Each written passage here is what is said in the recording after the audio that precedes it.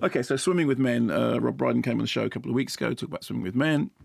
It's directed by Oliver Parker, who did Dad's Army and Johnny English, as opposed to Ol Parker. There's Oliver Parker and Ol Parker, which not to be confused. Ol Parker's Mamma Mia, yes, too, isn't it? That's right. Yes, which I'm really, really looking forward to. I can tell you all about it. Oh, have you seen it? I have, but I can't tell you anything about it. You've seen it? Of course, I've seen it. Okay, so I'm sorry. Well, Pierce Brosnan and Amanda Seyfried are coming on the show. Okay, so. can you just pull a face for me? What kind of face? The would face you like? the face that just tells me. But there's a webcam. Okay, put your hands over. Put your hands to the side of your face. Okay. Well, and what kind of face would you like me It's the to... face that tells me what it. Oh, great. Okay. Okay. And then my reaction spoilt it all anyway. So Yeah. sorry. Okay, fine. Oh, okay. right. Oh, Okay. okay, You fine, hate it fine, every fine. minute. Okay. Anyway, so Swimming with Men. Story is Rob Brydon is a kind of worker bee. Drone finds himself trapped in a life in which he doesn't really understand where anything's going. He appears to be unhappy in his marriage for reasons which are more to do with him than to do with his marriage. And he goes swimming. And when he goes swimming, he finds himself suddenly in the company of a group of men, quite accidentally, who he actually meets underwater, played by Daniel Mays, Thomas Turgoose, Rupert Graves, Adil Akhtar, Jim Carter, who are part of a male synchronised swimming troupe. And at the beginning, he thinks this is completely crazy, but then he discovers that actually there's a whole ethos around the synchronised swimming thing. First rule of swim club is you don't talk about swim club. And it's really to do with them exploring their feelings and getting to know themselves and getting to know each other through the medium of synchronised swimming.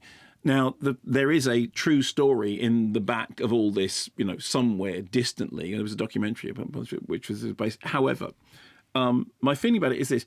I rather enjoyed it. As I said when Rob Brydon was on the show, I did think it was like that phrase, the Full Monty. It is the Full Monty. I mean, it's not the Full Monty because the Full Monty is a very remarkable film in that its reach was much greater than anybody ever expected. I remember seeing the Full Monty for the first time when they did a screening of it in Leicester Square, and they didn't know what they had as far as anyone could tell. And that fact that it then took off and became such a runaway success was kind of a surprise. In the case of this, it's more to do with the fact that it has a similar sort of sensibility. And the stuff that I like about it is the stuff when it is to do with these, the kind of misfit, slightly bumbling men trying to deal with their feelings through the medium of synchronized swimming. The point when I think it starts to fall apart is when, and you raised this comparison, it's like finding your feet. You get a nice idea and then it has to be pushed a little bit further because it's cinematic. So in this case, the idea is somebody says, there's an international synchronized swimming competition.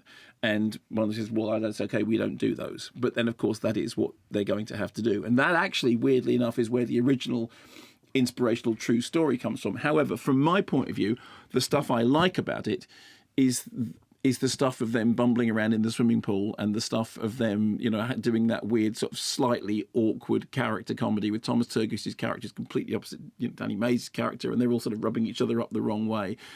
And they're all sort of finding themselves. I like that. I thought that was kind of sweet. It's interesting as well that at the time that the World Cup is on, you've got that and you've got Ideal Home, which are both films about, masculinity sort of worrying about itself. The point when I part company with it is the point at which it feels the need to up the ante and to go into so. And I think you felt the same thing, didn't you? Well, it just felt as though I'd seen that bit before. Before, yeah.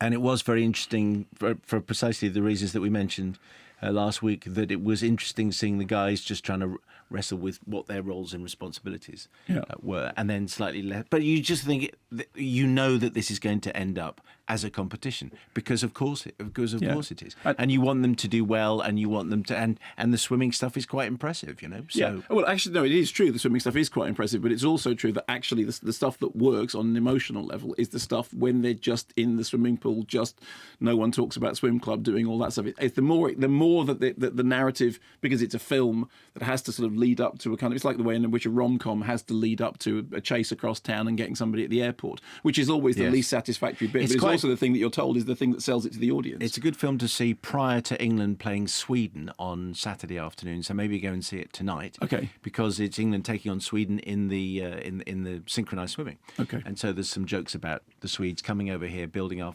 furniture, which I thought Come over here, build our furniture. Which I thought was funniest line in the film, which Yeah. I've delivered with significant aplomb, I think. Yeah, well done.